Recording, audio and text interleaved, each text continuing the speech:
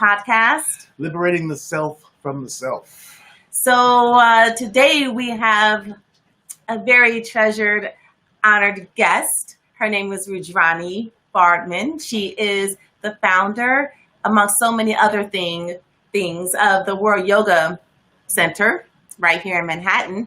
And I do believe, RUDRANI, you can correct me, but I do believe it's the New York City's oldest yoga center, right? It is up there with the oldest. Yes, it's Yeah. 48 years old. 48 years old. Wow. That is a tremendous feat because, like you say, so many other, schools and studios, especially now, have had to close down, and for the World Yoga Center to survive, for 48 years, it says a lot to the roots and the foundation of it that was able to sustain it all this time. So RUDRANI is our spiritual teacher. And I started my spiritual path maybe, at the age of 27, and on and off. And then when I was committed to it and I came back to it, RUDRANI was folded into my path as my spiritual teacher. And, they always say when the student is ready, the teacher will appear. So I finally got ready. And then here she is. She appeared in my life and has been such a beacon of light, ever since then in my life. So welcome. And thank you. Thank you for the honor that you pay me, and to say to everyone that watching you blossom at the amazing, you have blossomed and produced the amazing life and a wondrous marriage to the perfect guy. Yes. It's been a big joy. Yeah. Yeah. And as a matter of fact, everyone looking or listening, she also co-officiated our wedding, COVID style. We Zoomed her in, and she blessed us with her wonderful well-wishings. Mm-hmm. So, RUDRANI, we have a yummy conversation that we're really excited to dive into with you. But first, we just kind of want to get a little gist of your background, your childhood.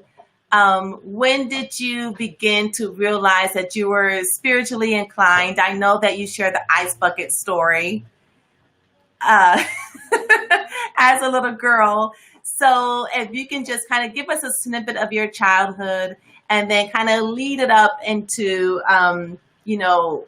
not today, but just embarking on your spiritual path. I'm a native New Yorker, and I was born what now seems like a very long time ago to many people, which was in 1938, which was at the time of the Second World War. I grew up in the shadow of a nation beleaguered by war. Even though it was not on our territory, our sons were on the front and on the Allied fronts. And there was a greatness to our nation. We were the great country that liberated ourselves and Europe from the threat of fascism, and it was a time of great pride in our country. And my parents are children of immigrants from Russia fleeing the pogroms that happened during the reign of the last Tsar in Russia. And they came and took refuge. They are the epitome of the American dream. My grandfather pushed a push cart on the Lower East Side, my father's dad selling spools of thread, obviously not what he did in the old country. And my dad ended up in Columbia Law School and in a successful business and in a very privileged life in which I went to the finest schools and had a great education. So I am one of those miracles of the American dream that gives me a lot of pain to see threatened right now. The way our we welcomed what it meant, what Ellis Island meant, what that Statue of Liberty meant. That I hold those things, and also the greatness of our nation and the courage we had, and all the boys we lost in the wars that I grew up in.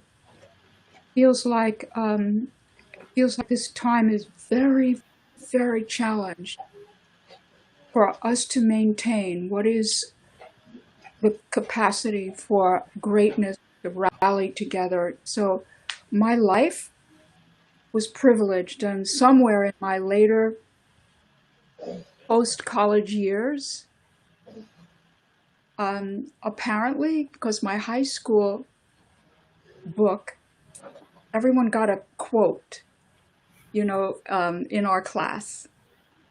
I went to a progressive high school up in Riverdale, and we were a small class of 90, forever bonded, and they had written by my name, I see, but not by sight alone. And I wondered why they said that. That's not the teenage years I remember. I worried about my hair and my weight and you name it. I was boy crazy. I don't remember having that energy. But when I met my teacher, I saw what couldn't be seen by sight. And that became my life path. And that's how the World Yoga Center was founded. It was in 1972, and I think that I was in my late 30s. No, you helped me do the math. I think that it was 6 years before I met my teacher, so I was 32 years old. And I had intense experiences of the other dimensions of my being that I didn't know existed.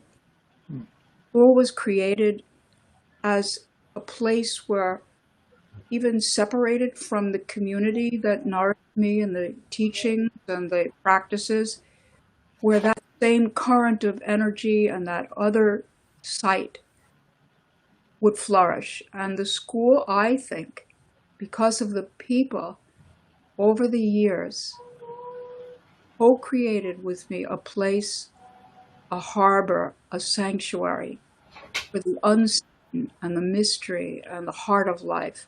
And I think this is what accounts for our longevity. So, knock on wood, we've never had scandal. We don't compete.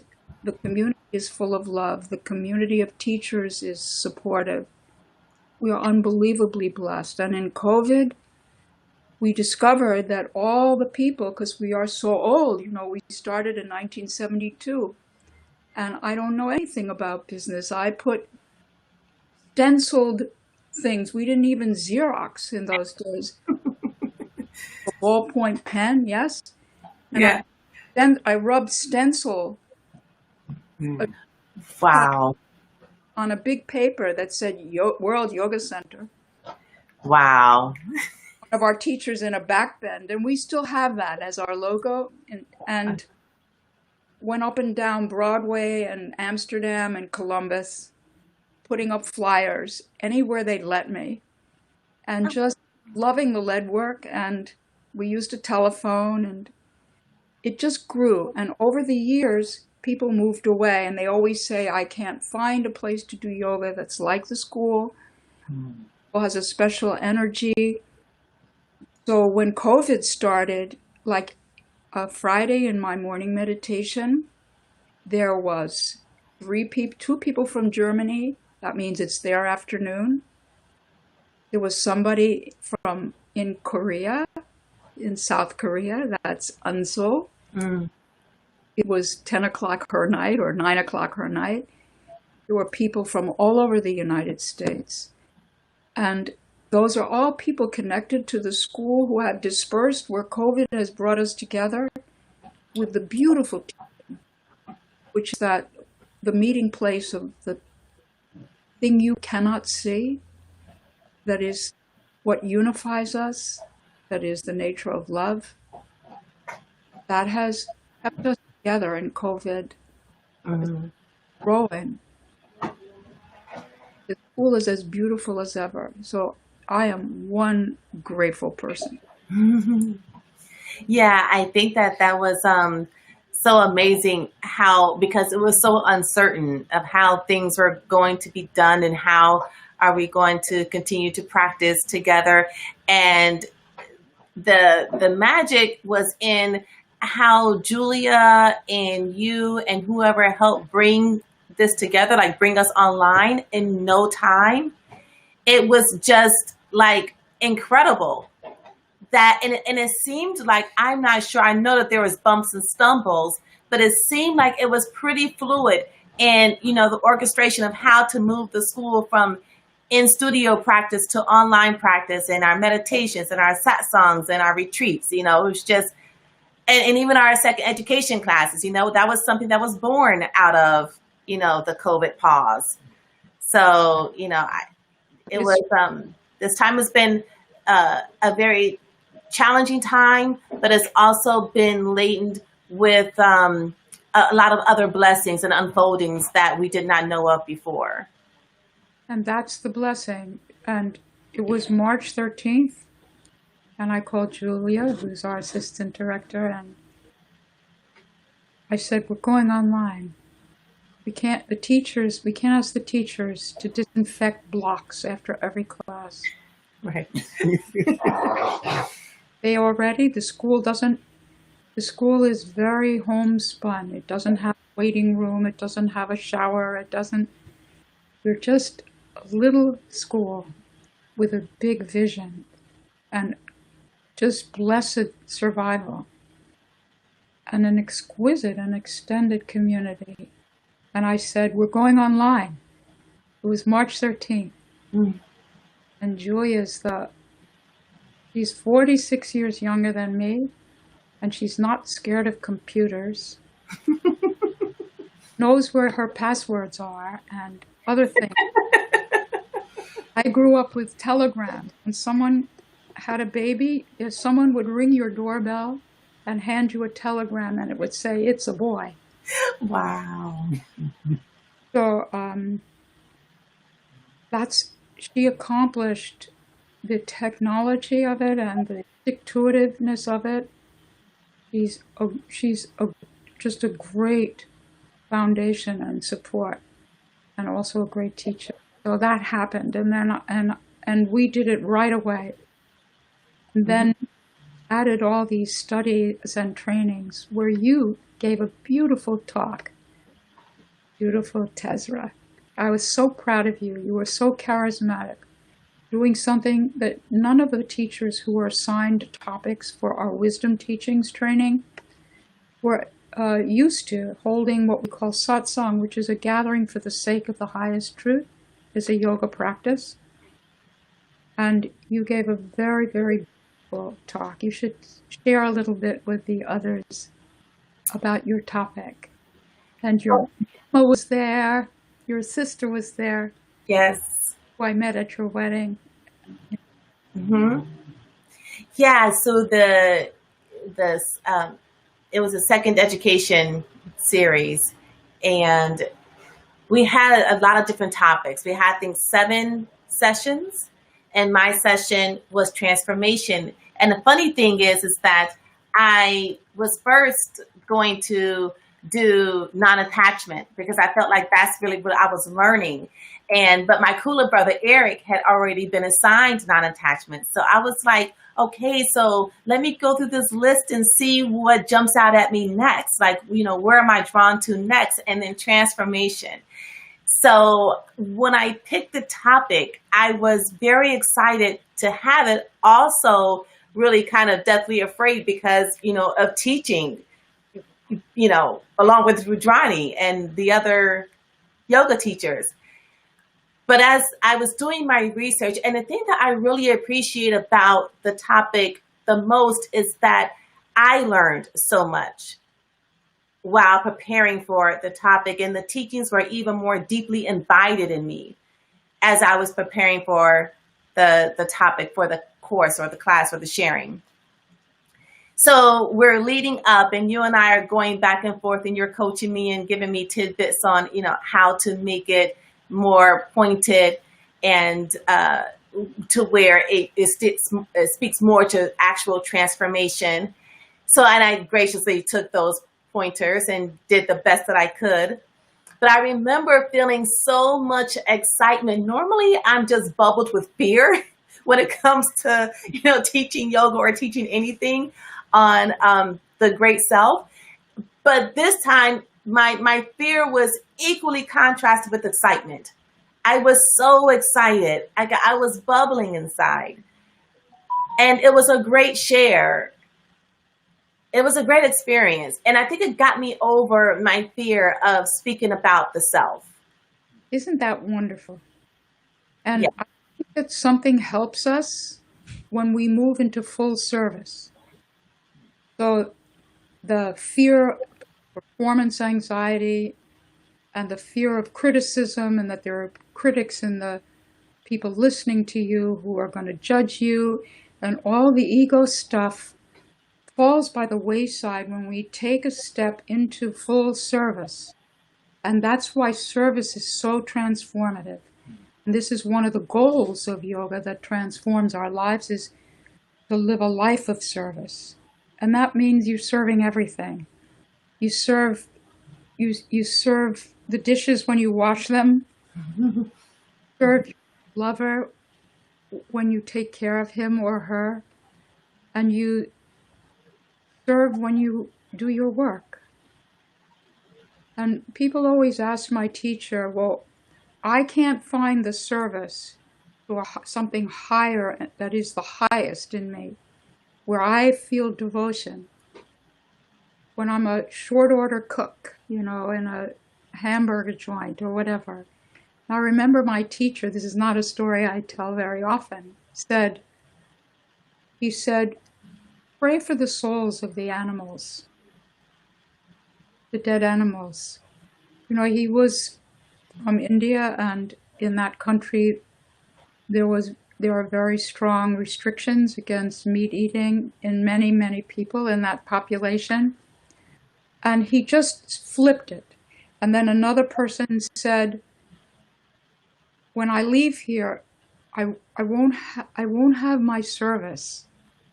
And he said, I need somebody to take care of your mother and your father.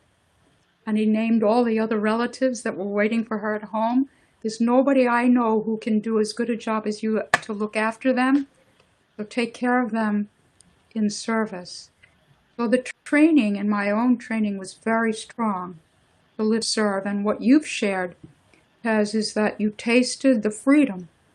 You had so much charisma and joy, and the egoic stuff fell away. And it's almost, it's like addictive. Like, oh, this is good. Yes, Mm-hmm. good. Yes. I once asked my teacher, well, how do you keep from getting addicted, to the high of this? I met him in the 70s. Everyone was high on something, including the people who flocked into spiritual communities. And he said he thought that was the funniest question. And he just said, oh, I'm afraid that's a habit that becomes chronic, he said. It becomes a problem, was his humor. But this is what feeds on itself. So you can imagine my joy to see you as one of our teachers flourish in the joy and the satisfaction and the fulfillment of dropping egoic concerns like fear of how you appear to others, and just transmitting wisdom that has transformed you. I was totally thrilled and proud of you.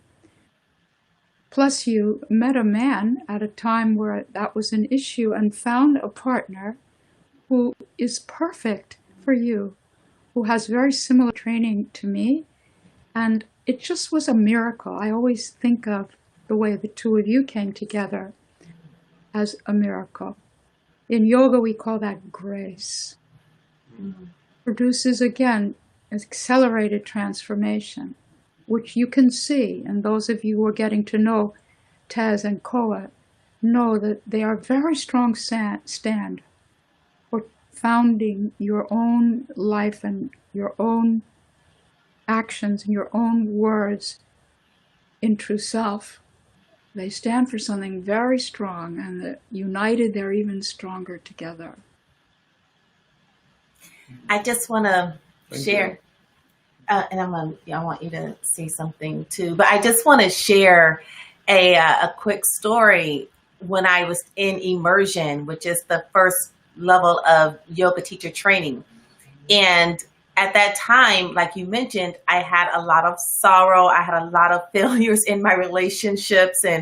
And before that class, I was just thinking that my lineage of women were just cursed because nobody in my family, no female in my family had a successful relationship.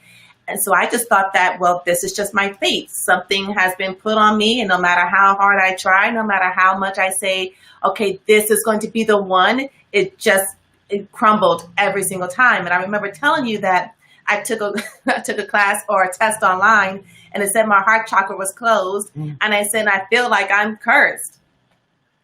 And I don't know what you said for verbatim, but I know in the spirit and the energy that you delivered it in, it hit me so hard that at that moment, I felt everything just melt off of me. That was my old story of who I was in a relationship. It just completely melted off of me. And I knew from that point on that I was not going to be the same person that I was in a relationship. My whole perspective, my whole thought process just changed about it. I knew I was no longer that person.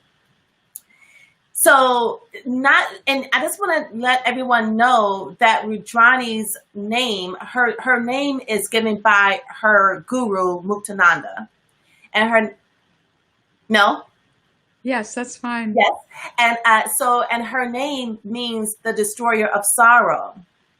So after that, pithy statement that she said to me, about a month later, this guy right here, who I've been working with for 5 years, asked me out. And there goes the story. And we ended up getting married on July 11th. But so that just speaks to your, we call it Shakti, which is the same thing as the Holy Spirit, but it just floods through you. And so when you speak, it really has power and permeates. Yeah, and it permeates, and it just, it does things. It does things. So I wanted to say that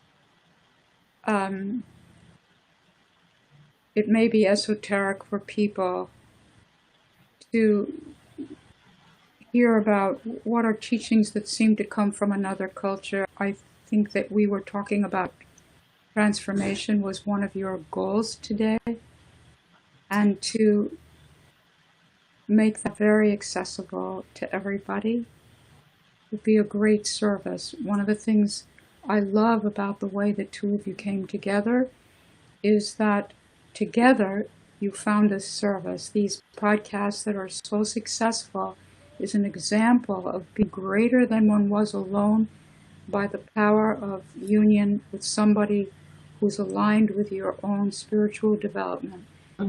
More fortunate in life, especially in our secular culture, where marriages are so unstable and come and go. And so this service together has reached a lot of people. I thought we should return to the theme of transformation if you would like to, so that it feels accessible to everybody. Not everybody's going to wind up in teacher trainings or studying what are practices from the yoga tradition. Yes, that would be awesome. I would like to go into that direction. Yeah, I would too. But just a little note before we dive into that. Back on like how you get so much out of giving. Like I definitely see that across the board, and with a lot of different people, and especially with myself, that you take on this journey of, okay, I'm going to do this thing. I'm going to do this podcast. I'm going to get online. I'm going to help people. I'm going to do this. And it may seem initially like I'm starting out on this journey to help others. And then you see how much you help yourself through this. And I've heard many different quotes, like I teach what I have to learn. I don't remember who said it, but I remember that quote, how it really, it just resonates, because the more you get into the world of helping in different ways, whether you're in satsang, or you have I Am Not That podcast, or we had Spirit Circle the other night, like we're just doing all these different things, the more you just keep putting yourself in that position of engaging, you open up more and more and more. And that is definitely a part of that. Circles back to that addiction a little, like how it's like, oh wow, this really feels good to keep evolving by way of helping others. That's like, it really is a two-way street. So yeah, this is excellent. This work and this union and this interview and all the above. So before we jump into the transformation aspect and accessibility of it for everyone, I did have my one question. I have my one question. I was like, I'm going to ask my one question. I bet you 100 questions on that paper. I have one question. I was going to wing it, but this one I wanted to write down to make sure I didn't forget, because I wanted to know how and when, because we brought up Muktananda Baba, and so I wanted to know how and when you met Muktananda. Like, how did you even cross paths? Well, because we have a short time, and because of the multiple copyright issues that revolve around SYDA, I think it's enough. I love to quote him, or I love to mention things that I've learned. But beyond just that somebody dragged me to a gathering, Okay. said, would you like to meet a holy man and a saint? And I said, not really. Real Democrat, sort of nice, irreligious Jewish girl growing up privileged in the Upper West Side. It just wasn't going to be my thing, nor would I ever end up, spending my life in spiritual practice. So it was just, it's really the implosion of a transmission of energy that Tezra described as Shakti, which means energy, but there is an unseen dimension in all of us. And as we are invited inward by any means, because we don't always have a teacher that's living as somewhere, sometimes we get it through the books, the teachings, the disciples, the communities, impacted by the power of those liberating practices and that body of wisdom. And when we're impacted, something opens. It's like an implosion. And it's grace-filled because one discovers what one truly is. And that internal opening reveals what is something we all know, which is that we're good inside when you go deep. We're beautiful inside. It's not even that we have love, it's that we're made of it. It's not even that we have joy, it's that we are joy in the form of human beings. The whole universe is a congealing of an energy of ecstatic luminosity and power beyond our understanding. And the physicists, even before the quantum era, were saying,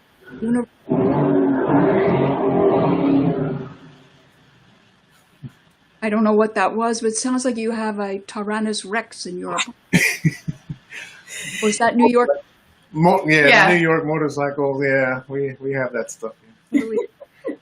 When you live in India, it's even more. It's just like Bedlam, because they don't put mufflers on there. Anyway, don't want to digress. But the going back to this beautiful quote by David Bohm, he's a British physicist out of London University, that the universe is a continuum of one single creativity and power of inconceivable vastness. Word, we call it consciousness. We have to call it something, but it's not a thing. universe is an expression, is an outpouring. I'm trying to remember his exact words. Continuum of one single impulse of creativity of inconceivable vastness. There, I've nailed the quote. And that vastness has become cosmos, solar systems, a planet like ours that received its hydrogen molecules from, or the elements from Jupiter. That's where water came from, and then bacteria. And before you know it, developing 3 trillion celled life form with a root of our being coming from that source. That is the core of the teachings in all mystical traditions, all spiritual traditions, that we are a luminous expression, an outermost expression of life itself, and life itself comes from the mysterious root that we call, in quantum physics, they call it consciousness. This has nothing to do with religion or once upon a time there were darkness, and it's not the Bible. This is science, and it's a great meeting place. The science of the quantum era is very powerful in dismantling the way the mind works.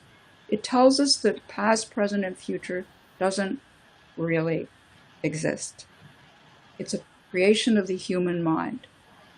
You think about your mind, it is utterly impacted by whatever's unfinished that happened to all of us in our upbringing and in our interactions in our families and in our life history. We are impacted by the past, and we worry about the future.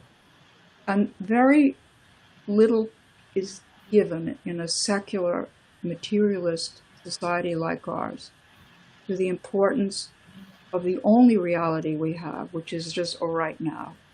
And that right now is right there in the breath. Life is absent.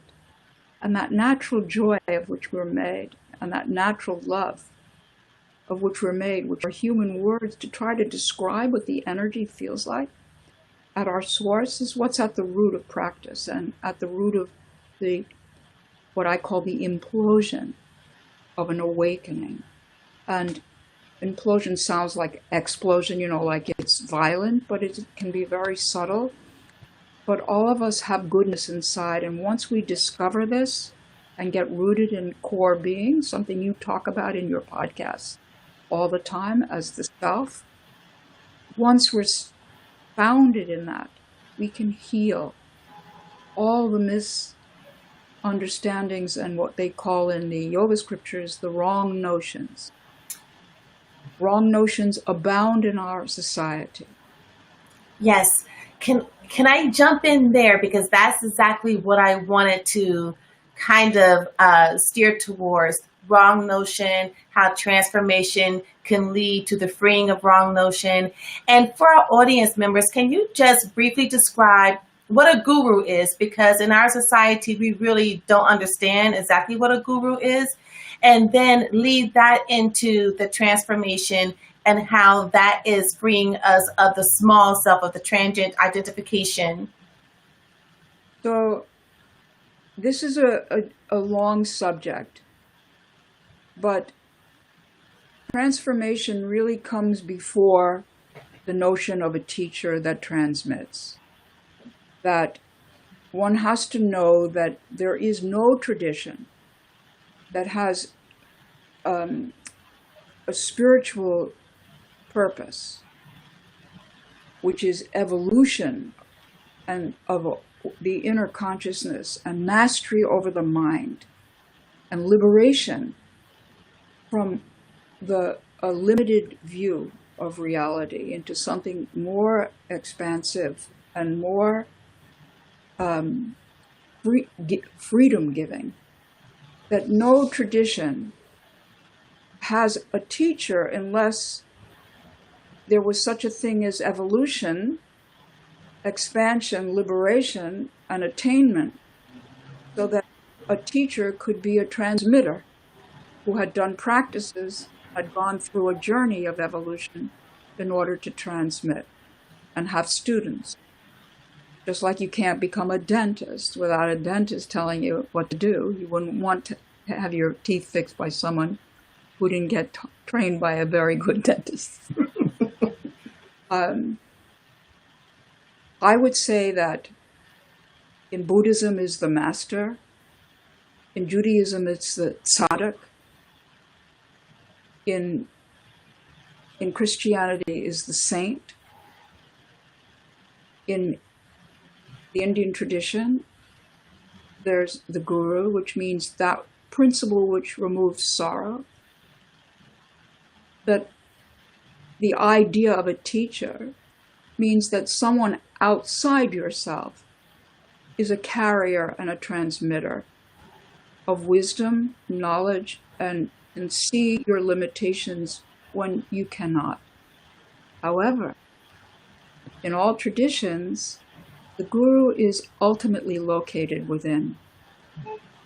It's truly the guru within. That's why when we sing some of those ancient prayers, it says, I bow to the teacher within myself. When Jews pray, is the religion I was born into ethnically, so I am more familiar with it, but I am a little familiar with religious traditions. They say the kingdom of God is inside in the New Testament. Those are the words of Jesus. The kingdom of heaven is within. And in Judaism, the holy soul is the true God. They call that in the Hebrew the neshama, the soul, and that there's a mountaintop, which is not Mount Sinai, but something within that one climbs to attain wholeness, the fulfillment of one's true essence. And in yoga, we call it the Atman, the self. So there's always correspondence. It's not one path or the other that holds more truth than any other. If it's a true path, it's just different language, but it has the same basic elements. The teacher is within. So you asked about the guru. The word means that principle within us that removes sorrow. So let's look at the inner guru, because it's not everyone's destiny to have a spiritual teacher. And in our culture, there's a fair amount of disappointment and scandal around teachers that is not useful and undermines what is a sacred tradition. Because if it were not for true discipleship down the millennia, the body of wisdom that human beings own, whether it's in the Vedas or in the Bible or in the Quran or in our holy books, would not have survived. These are the fruits of the evolution of our consciousness in many multiple cultures. The Kalahari Desert people talked about that in dance, when you beat the drums, that you, in the trance, the Num energy comes forth and it makes your mind merge with eternity. These are the Kalahari Desert people.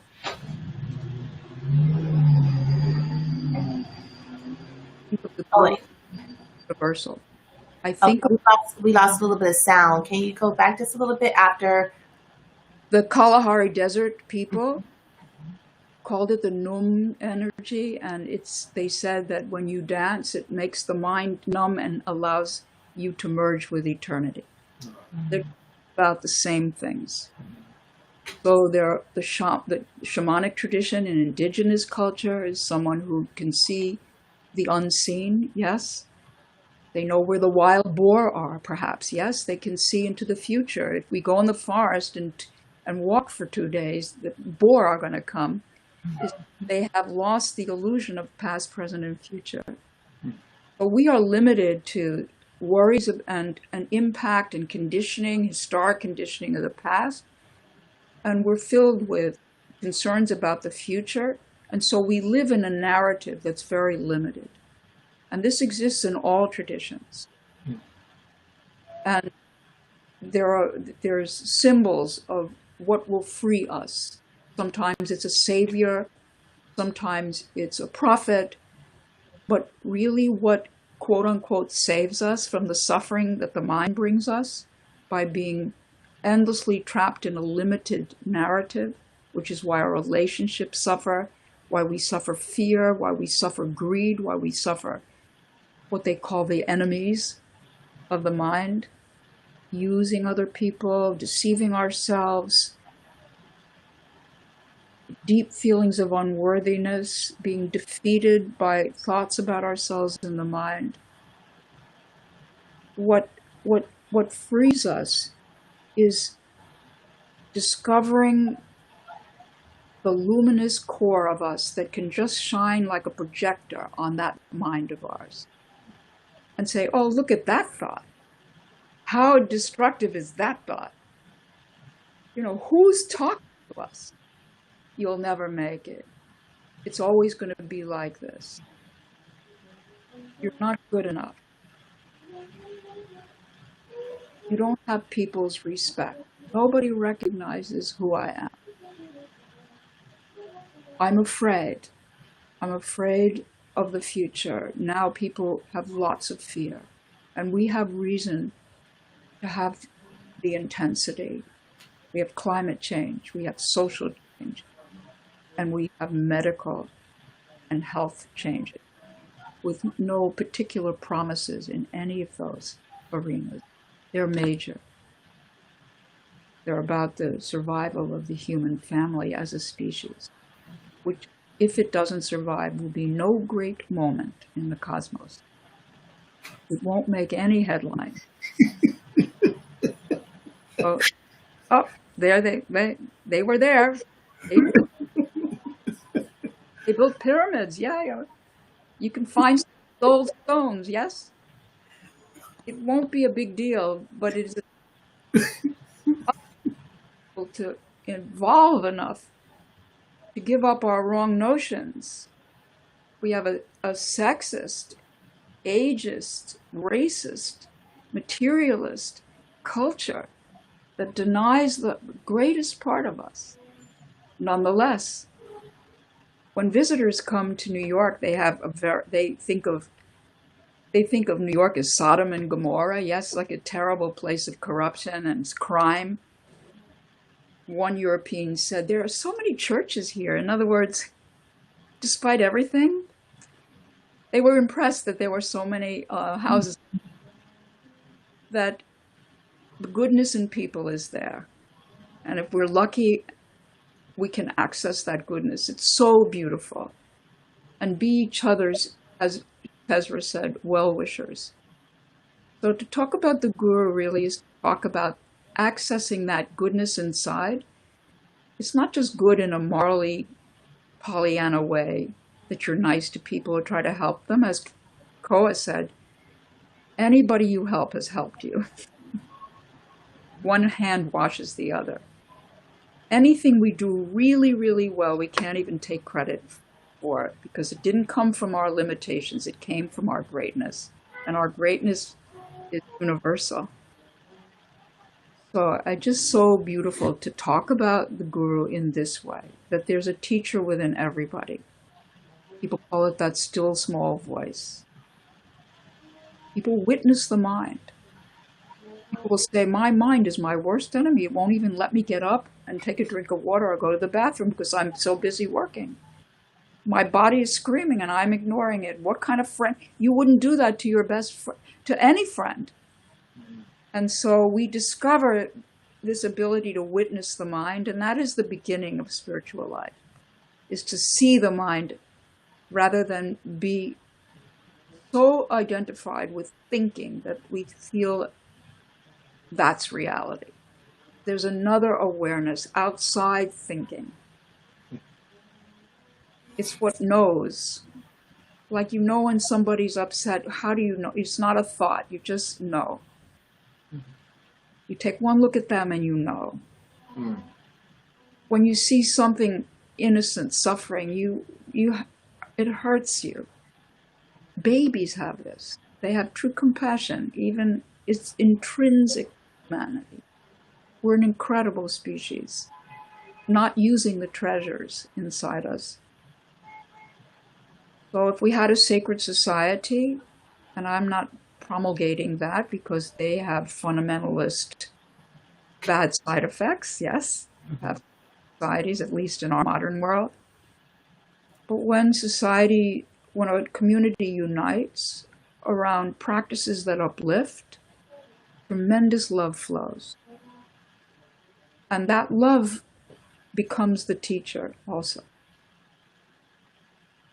That's why you say in your training that when you're with your community, that you call Kula, which means in Sanskrit, school, the people you were schooled with and the practices. When you're with those people, you remember what you forgot. You wake up out of the part of your mind that just wants to put you to sleep. Fill you with just endless projections and worries about things that haven't happened, cutting ourselves off from the forces that give us the most joy, like love, self-care, unity, and fill us with wrong ideas. Look at the division, the crazy ideas we have about each other. Yeah. Color, it can be gender. I mean, I'm not minimizing the incredible need for racial equity in our country. And it took COVID to somehow wake the whole nation out of some kind of slumber, and may it never go back to sleep. Mm-hmm. And 3 times as many women have quit their careers and jobs during COVID than men to manage a house and homeschool kids. They couldn't do their job at the same time. As we're back in the 50s again. Mm. You ever saw ads in the 50s, as the year I was a teenager? A woman, when they sold anything, a vacuum cleaner, a bathroom cleanser, shampoo, there's just always a woman in an apron in high heels, yes? This is the best, yes? And some people say it's like that we're in the 50s again. Anyway, yeah. I'm going to answer your question about guru. This belongs to all people. Yes, thank you so much for that. That's very insightful for those who think it's always just trying to find somebody, preferably with a beard, smiling at you, and you just trying to get a lot of followers, and that's all that there is to it. Or even just, you should worship me. Yeah, it's all about that's me, the bow wrong down. notion. Yeah. So as in getting into, like you said, we don't have a lot of time and hours to, because we could definitely do that. It's such a long conversation with transformation. But how do people just get on a path that really, like you said, they don't have a teacher, they're not even sure. They know that there's something about themselves or spirituality, but they just really are more entranced with the everyday hustle and bustle, trying to survive and just trying to figure out how to slip in a practice of some kind, or some way of creating that connection and starting a practice, of some kind. What would you say to those looking? I'd say to everybody to think about what's the most important thing in life. Like, what do you always want more of? People will say more time with my family. They will say more leisure, less fear. They say things. You can ask all of you right now, what do you want more of? But when you go to the root of that, it ends up being peace. It ends up being, why do you want more time with your family? What, to fight with them? No, for love. Why do you want more leisure? To feel peace. Mm-hmm. To trim the roses, if you're lucky to have a rose bush in your garden. And one question we can ask about the path is, who do you know that has good understanding, that sees you beyond your flaws, that understands the unconditional nature of true, authentic love? that is not judgmental, and ask them who their influences have been, who were their teachers, who helped. Because go to the people. This is Fred Rogers, he was a theologist and a preacher before he became the beloved of American children. In Won't You Be My Neighbor? I hope you all see that wonderful. He would tell the kids, go find the people who like to help. This is so beautiful. Who want to help, like when you're sad or you're mad. So one way to begin is to see who you're drawn to by the subtle goodness of their presence. Find out what their influences have been. Meditation is a very important practice, but meditation has become popularized and canned, and it's not every app is applicable to play with the word. And it can be very materialistic, and I've met people who are trying to progress in meditation by how long they can go without thinking and stuff, crazy stuff like this, whereas meditation is purificatory and spontaneous and requires higher awareness. You need teachings. You have to have the teachings. So to look for the wisdom teachings in the great traditions. And there are great contemporary sages. Eckhart Tolle is a great contemporary sage. His book on New Earth is lovely, and it explains the dilemma of the ego in a way that a layperson can understand. And Elizabeth Gilbert's book, Eat, Pray, Love, the central section of that book, he doesn't mention names. We don't do it because of all these copyright issues, but he had the same training Koa and I did, and talks about in Eat, Pray, Love, the central, it's a wonderful book, but the central section of that book is about her experience with spirituality, and who has no interest whatsoever. I don't talk about dentists in different ways, but this is a very good dentist. And he said after he read that book, he wanted to go live in India in an ashram. If you would have to know him to know how crazy and how wonderful that was. It meant that there was something universal in the appeal, in the writing that is for everybody. So I recommend that section of that book also to sort of inspire and to find out what inspires you. You know, Wilt Chamberlain in my day was a great basketball player, a great basketball player. When he was in the zone, as they say these days, he literally could do no wrong. And he wrote a book about his experiences on the ball court. He said that something would happen and he would recede, in his mind would recede, and time would slow down so much that it was almost like it stopped. And he could hear everything, the sound of the sneakers of his teammates and the other team on the court. Just ignore that. I don't know how to turn it off. My apologies. And he would hear the fans, yelling in the stands. Can you still hear me? Yes. And he would hear the breath of the other teammates and the sound of the ball on the court. And he would be able, he no matter where he was, he'd make that shot. Yes. And he said that feeling was so great, and he felt that he loved not the fans who were rooting for their team, but the other team. He loved those guys also. And if they lost the game, but he'd gone in that zone, he would say, they'd be bummed out. They had lost money on bets and whatever it was. And they were so down and he would be exalted, and he would not talk about it, because you can't say to your teammates, I just love you and I love the other guys too on the other team, And so that story always impacted me, that zone where time is only in the present, where we have attained our superpowers, where we're informed only by the guru within, who knows just what to do and what not to, what to say and where to step and where to aim and where not to aim and who to throw the ball to.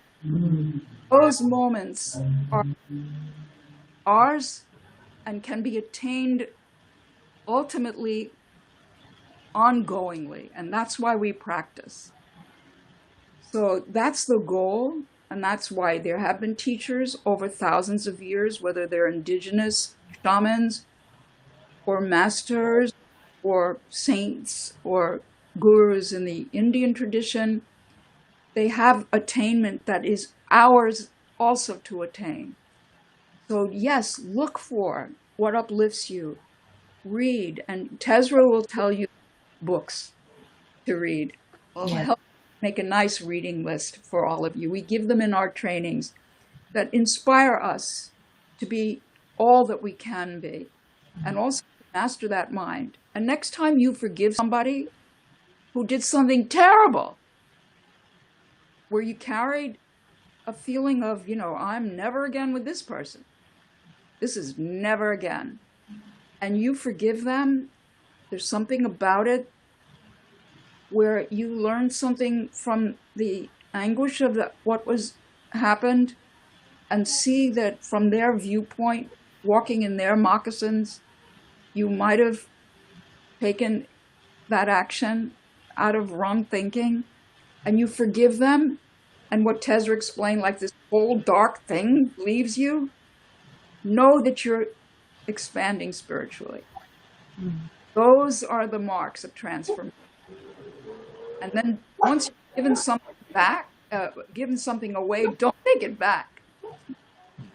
Once you've let something go. Right. Gotta go. So that everyone can experience transformation. Yes. So in wrapping up, I don't know if you can briefly touch on this. I'm sure you can. But how do we embrace the dark shadows as we are in going through the transformation? So like everything is not going to be, rosy and all, glorious and smelling the daffodils. Like when it comes to those dark shadows, can you just speak to that? Yes. Last moments. Yes, I love this subject, Tez. Make love to your shadow like a lover. The worst parts of you, don't disown them. Don't separate from yourself. That's the true pain in life. We only have our true self to journey with, ultimately. That is a source of love and allows us to love others and receive love and everything a human being needs. And when you're afraid, or when you feel vengeful, or when you're in a rage, tether your attention to that which knows and sees and witnesses the feeling. And don't act on it. Don't let the emotion be the root of your action. Because it will not be awake. It'll be colored by emotion. Mm-hmm. Wait till you sit or weed your garden or meditate. Meditation is the ideal place. You just sit with it. You don't say anything. But it's not because you're repressed or in denial. You let the feeling be there. Like, wow, this is what jealousy feels like. Wow, this is what rejection feels like. Wow, this is what defeat feels like. Wow, this is what wanting to murder somebody feels like. Okay. And just as we don't commit murder, most of us don't, I'm just speaking generally, we know that there are blocks to violent, passionate anger, and we have those breaks. We don't use the brakes on our dark side, not to feel the feelings, but to direct them again towards the guidance of the true teacher within. What would the true teacher within want me to do here? What would love do in this situation? Mm. So you ask the guru within, and you don't act out. And it's very hard not to act out. It's very hard not to let fly a little barb when someone is so arrogant or so, it's so hard not to just say something. Like somebody tells you how they want you to be. It's so hard not to say, well, send me the script when you have it written. It's like so hard. It's not to repress, but to be honest. You can say, wow, I felt anger when you said that. I'm struggling with that. That's real. But you haven't separated from people. Learn to be honest without doing harm. Wow, that made me so uncomfortable when you said that. And I thought all these nasty retorts, and I don't want that between us. Is much better than letting him have it, yes? Creates karma, yes? Mm-hmm. So transformation is really based on locating your truest source of being, of words and actions, from that golden place within you, that illuminated place within you, and letting your emotions move through you. They don't last forever. Like when you're jealous of somebody's success and you're ashamed of it because that's not nice. And you call them and say, I'm so happy for you, and you do the right thing. You end up not liking yourself. Watch all that. Take away the shame and just give room for the jealousy. Okay, here's jealousy. This is what jealousy looks like. But I'm not that. Those are emotions. It's like clouds. We're not this is my phone, but I don't think this is me. It's my phone. I may live without it, but it isn't me. Not that confused, yes? Don't touch my phone. But once a biker outside in a parking lot, somebody was touching their, what do you call the real good motorcycles? Harley Davidson? Yes, Harley Davidson. And he said, you touch my bike, you touch me. Okay? You just don't want wrong identification. You think we're our thoughts and our emotions, and that's just wrong. The one that can see them.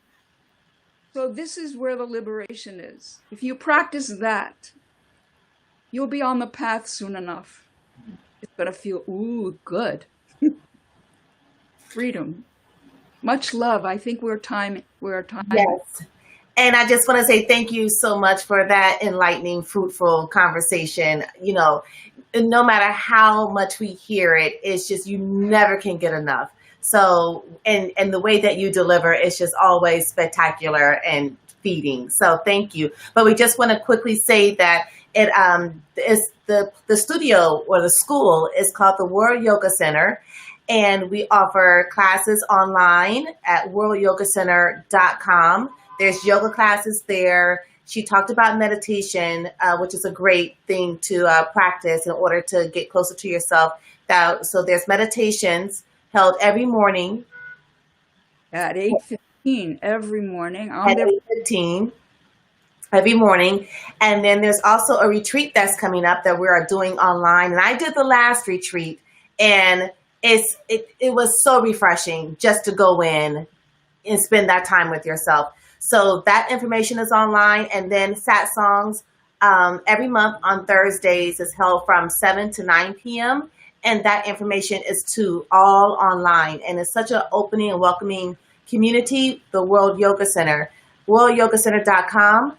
And ladies and gentlemen, we were speaking with our illustrious, beautiful spiritual teacher, Rudrani. Thank you so much. Love you so much. Thank you. Have a great Yeah. Yes. Oh, yeah. See you later. Namaste. You too. Love you.